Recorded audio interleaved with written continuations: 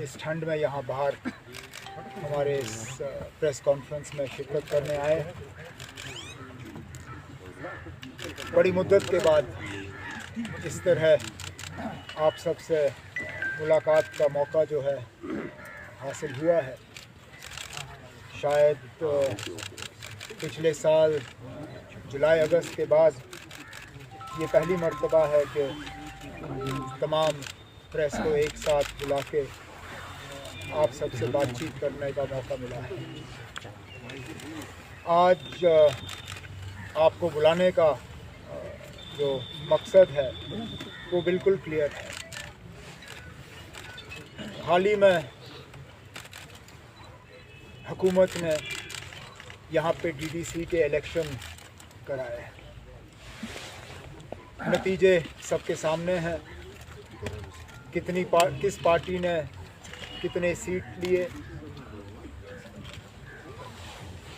यहाँ पे कश्मीर वादी में और जम्मू में नतीजे क्या रहे वो कोई छुपी बात नहीं है। सबको मालूम है कि किन किन ज़िलों में अक्सरियत किसकी है। इलेक्शन के नतीजों के बाद बार बार दिल्ली से, यहाँ की हुकूमत से, बीजेपी के आला जो स्पोक्स पर्सन्स या जो पोस्ट पे बैठे हुए हैं, उन्होंने एक ही बात कही कि ये जमहूरियत की जीत है। आज भी वज़ीर आज़म साहब जब एक सेहत को लेके प्रोग्राम का इनॉग्रेशन कर रहे थे तो उन्होंने काफ़ी सारी बातें डीडीसी इलेक्शन के हवाले से की और कहा कि ये जमहूरियत है और जमहूरियत की जीत हुई है। अगर वाकई जमहूरियत की जीत हुई है तो फिर जमहूरी तरीक़ों से ही अगला कदम जो है लिया जाना चाहिए। और अफसोस की बात यह है कि ये नहीं हो रहा है। पता नहीं किन वजहों से हुकूमत के कुछ अफसरों ने, किसके कमांड पे, ये हमें मालूम नहीं है, लेकिन नतीजे निकलने के बाद उन्होंने दखल देना शुरू किया है।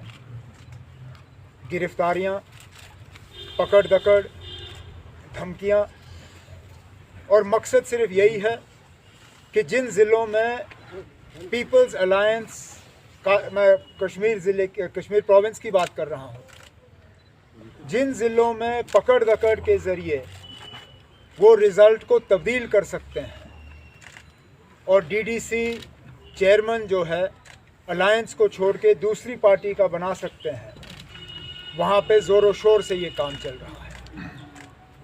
फ़िलहाल शुरुआत उन्होंने शुपियाँ ज़िले से की है। मेरे दो साथी सीनियर, वच्ची के हमारे एक्स MLC शौकत गनाई साहब और शुपियाँ के हमारे सेगमेंट इंचार्ज शबीर अहमद कुल्ले साहब, वहाँ के बार के प्रेसिडेंट भी हैं, लेकिन उनका सबसे अहम रोल जो है वो नेशनल कॉन्फ्रेंस के वहाँ पे सीनियर लीडर के हैसियत से है। नतीजों के बाद दोनों को वहाँ से उठाया गया। दोनों को कहते हैं प्रिवेंटिव डिटेंशन में लिया गया। अब वो क्या प्रिवेंट कर रहे हैं समझ में नहीं आता, क्योंकि सिवाय डेमोक्रेसी के और किसी चीज़ को प्रिवेंट नहीं किया जा रहा है वहाँ पे। शबीर कुल्ले साहब वो हैं जिनको 5 अगस्त के बाद भी प्रिवेंटिव डिटेंशन में बंद नहीं किया गया। अगर तब उनको बंद करना ज़रूरी नहीं था तो आज नतीजों के बाद उनको बंद क्यों किया गया वो अब हमें मालूम चल रहा है। क्योंकि वहाँ पे एक एक करके जो जीते हुए लोग हैं उनको श्रीनगर ला के अपनी पार्टी जो है उसमें ज्वाइन किया जा रहा है।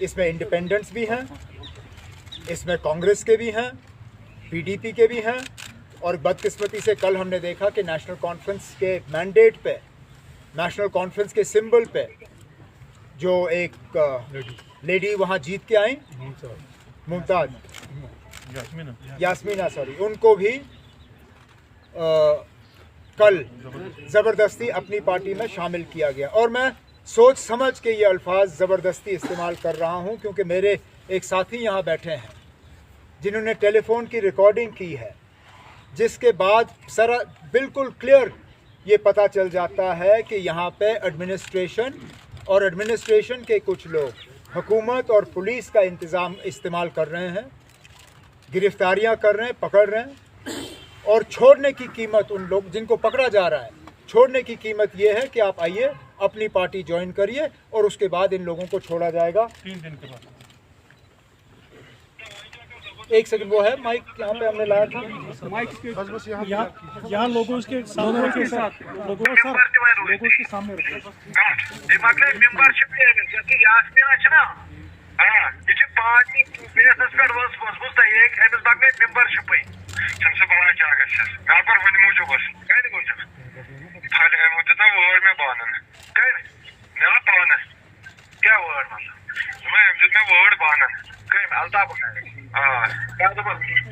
और एक उस औरत का क्योंकि खावंद है, खावंद के भाई को पकड़ के लिया गया है और खावंद को कहा जा रहा है कि आप अपनी बीवी को अपनी पार्टी में ज्वाइन करा दो, 3 दिन के अंदर अंदर हम आपके भाई को छोड़ देंगे। वो गई, अपनी पार्टी ने उसको हार पहना दिया और जमहूरियत का एक बार फिर यहाँ पे कत्ल का सिलसिला जो है उसको कर दिया।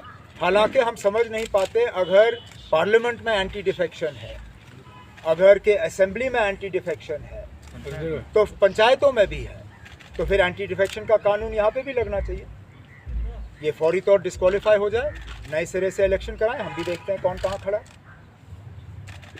लेकिन अब ये जमहूरियत नहीं है, लोगों ने अपना फैसला सुना दिया है, अब कबूल करिए। जमहूरियत का मतलब है कि हार जीत हम कबूल करें, अगर कि हमें हम मान के चलें कि ये लोगों का फैसला है।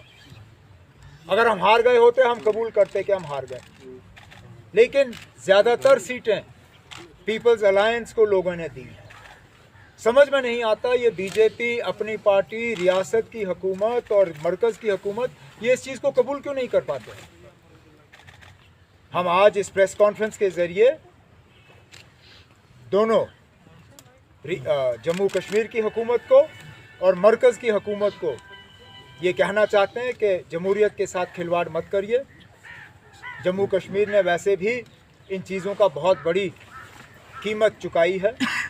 अगर के वज़ीर आज़म साहब खुद कहते हैं कि इन इलेक्शनों में जमहूरियत की जीत हुई है, जमहूरियत को वो कहते हैं उन्होंने दोबारा ज़िंदा किया है, तो मेहरबानी करके अपने एडमिनिस्ट्रेशन को, अपने पुलिस को, अपने सिविल अफसरों को कहिए कि वो इन चीज़ों में दखल ना दें।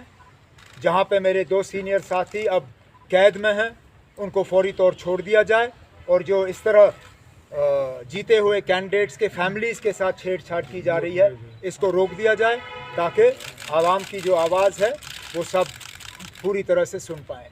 यही मैं आपसे कहना चाहता था, और इसके बाद आपके कोई सवाल होंगे तो मैं जवाब देने की कोशिश करूँगा। मुझे बताइए कोई ऐसा इलेक्शन जिसमें हमें कैंडिडेट्स को होटलों में बंद करना पड़ा, या हमने कैंडिडेट्स को सिक्योरिटी नहीं दी। मैंने कभी ये इल्ज़ाम नहीं लगाया कि मुझे कैंपेन करने नहीं दिया। हकीकत यह है कि ना मैंने कैंपेन करने की कोशिश की, ना मेरा कैंपेन करने का कोई इरादा था। लेकिन इस बात से भी इनकार नहीं किया जा सकता कि अक्सर बेशतर हमारे जो कैंडिडेट्स थे